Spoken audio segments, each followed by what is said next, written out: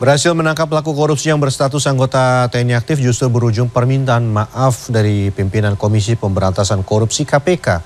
Polemik kewenangan ini membuat Presiden Joko Widodo buka suara.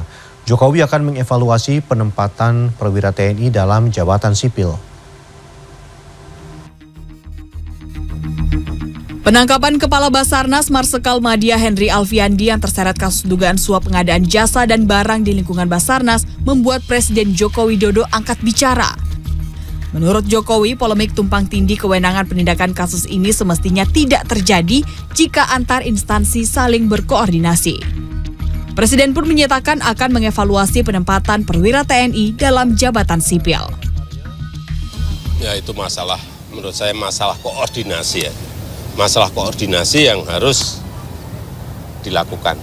Semua instansi sesuai dengan kewenangan masing-masing. Menurut aturan, udah. Kalau itu dilakukan, rampung. Semuanya akan dievaluasi. Tidak hanya masalah itu, semuanya. Karena kita tidak mau lagi di tempat-tempat yang sangat penting terjadi penyelewengan, terjadi korupsi. Sebelumnya, Lembaga Antirasuah KPK melakukan operasi tangkap tangan di Basarnas dan menetapkan 5 tersangka. Polemik terjadi lantaran 2 tersangka merupakan perwira TNI aktif. Kepada TNI, pimpinan KPK menyatakan permintaan maaf dan menyalahkan penyidikan karena menyalahi prosedur.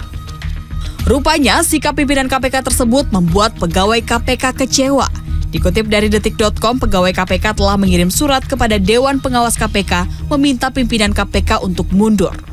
Para pegawai KPK menganggap pimpinannya berusaha lepas tangan dan justru mengkambing hitamkan pegawai dalam kasus OTT di lingkungan Basarnas.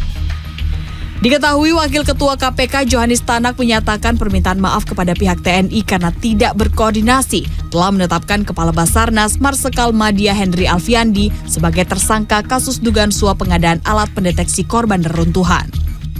Permintaan maaf ini setelah Puspom TNI mendatangi gedung KPK untuk memprotes prosedur penanganan kasus dugaan suap di lingkungan Basarnas.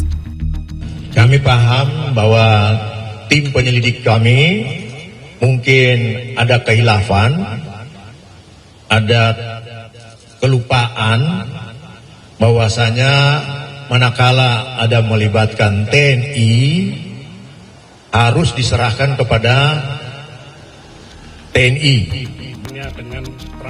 Dan Puspom TNI Marsikal Muda Agung Handoko mengingatkan agar proses penegakan hukum yang melibatkan personel TNI dilakukan oleh Puspom TNI.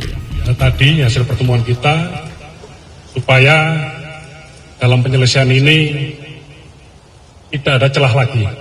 Jangan ada lagi dikotomi yang seperti selama ini terjadi di media.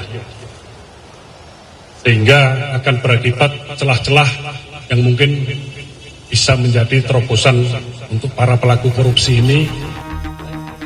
Sementara penyelesaian kasus dugaan korupsi Kabasarnas ini belum ditentukan apakah akan dilimpahkan seluruhnya ke Puspom TNI atau tetap melibatkan koordinasi dengan KPK. Meski begitu, pada Senin KPK melanjutkan pemeriksaan terhadap salah satu tersangka pihak swasta berinisial MG yang merupakan Komisaris Utama PT MGCS. Tim Liputan CNN Indonesia.